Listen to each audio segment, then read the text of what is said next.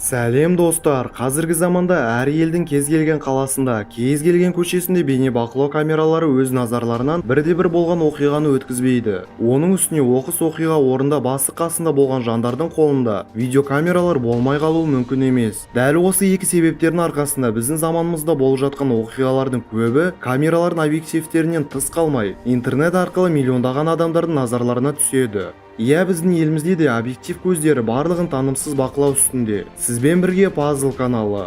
Бүгін Қазақстанда камераларға түсіп қалған сұмдық жағдайларды көрсететін боламыз.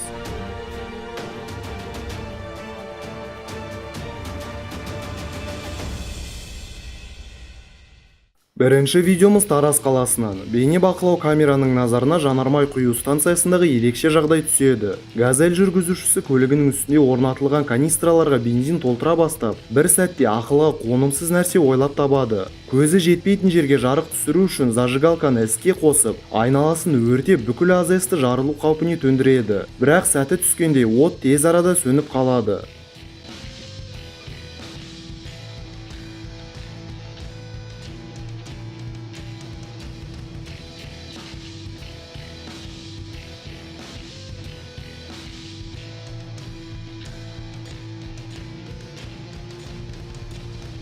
Екі мың он жетінші жылдың 3 қазанда Алматы қаласының Іле ауданында Ан-28 маркалы ұшақ әуе апаты салдарынан жерге құлайды. Алматы-Шымкент бағытында ұшқан санитарлық рейстің бортында болған 5 адамның барлығы қаза болады.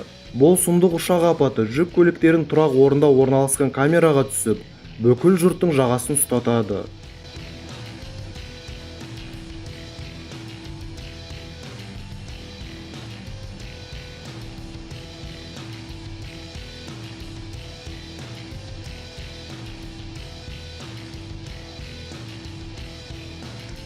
Ал келесі оқиға 2016 жылы Алматы қаласының Жетісу ауданында болған. Нақтырақ айтсақ, Байсат базары. Базардың бейнебақылау камерасына голливудтық фильмдерден кем емес жағдай түсіп, бірден интернет желісіне тарай бастады. Қалың қардың әсеріне базар шатыры құлап, елдің зәресін алды. Қорқынышты көрінгенімен алаң қалауымен қар мен шатыр қалдықтары ешбір адамға аса қатты жарақат әкелмеді.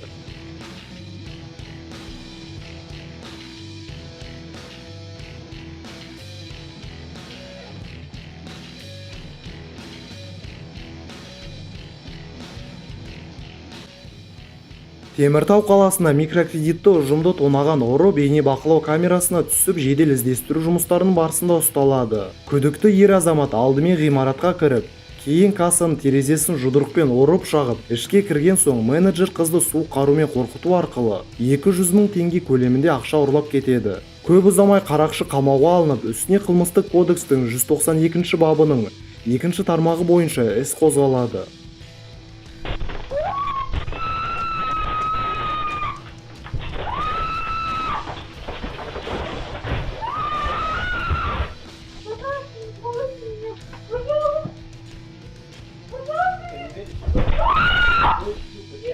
Просто твоя жизнь просто лечится просто так. Хорошо? Все? Туда. Иди сюда, прям забегу. Ну, сука, я тебе повтыкаю. Хорошо? Ты не хочешь не лечиться? Не хочешь? А мне терять нечего. 2017 жылы Алматыда жылу құбыры жарылды. Таңғы 9-дар шамасында Қарасай мен Гайдар көшелерінің қиылысында апат болып, оқиға төңіректегі бейнебақылау камерасына жазылып қалған. Абырой болғанда оқыс оқиғасына зардап шеккендер болмады. Әсіресе бұл адамның жолы болып, ыстық суға күйіп қалуынан аман қалды. Кейін шіріген құбырлар ауыстырылып, бөлінген аумақ қысқа мерзімде қалпына келтірілді.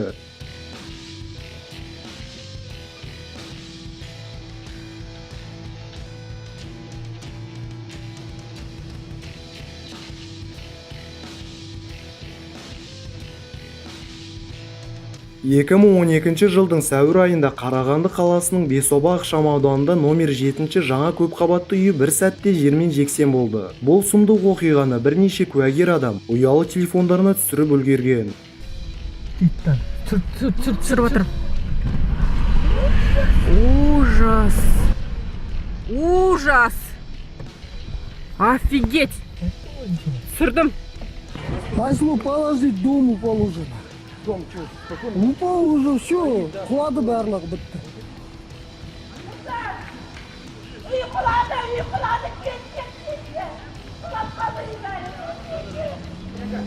Я шашқаннан мына кнопкасын басамай қалдым ғана. Иә, Прям көзім шегетті ғой. көзім шегіп.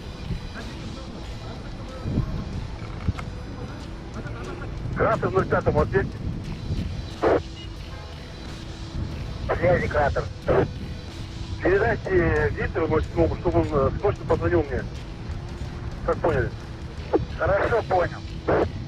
2013 жылы Алматыда болған төтенше жағдай бірнеше күн бойы басты жаңалық болған. Қаланың қақ ортасында жанармай тасымалдайтын көлік апатқа ұшырап, арты алапат өртке айналды. Бензинге толы КамАЗ жол шетіндегі көліктерді жапыра барып аударылған. Көшеге төгілген 8 тонна жанармай бірден тұтанып, жалын сол маңында орналасқан 8 қабатты тұрғын үй мен 10 көлікке шарпыды.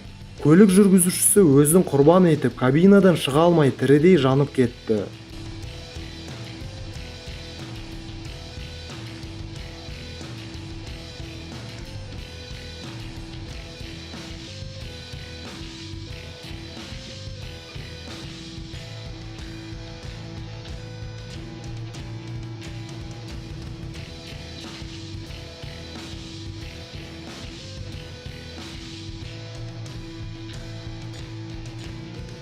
Екі 2009 жылдың тамыз айында Алматы қаласының Әл-Фараби көшесіндегі көпқабатты Есентай Тауэр ғимаратының әйнектелген сыртын жуып жатқан 4 жұмысшы 7 қабаттық биіктіктен құлап қайтыс болып кетті.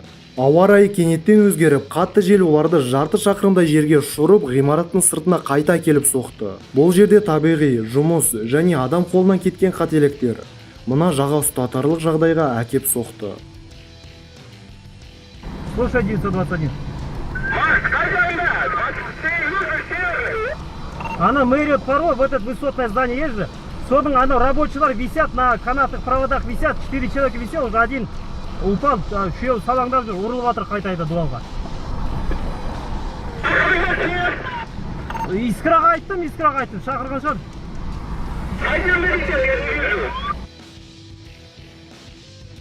Алла тағала әр адамды түрлі апаттардан сақтасын. Дегенмен сақтанғанды Алла сақтайды демекші.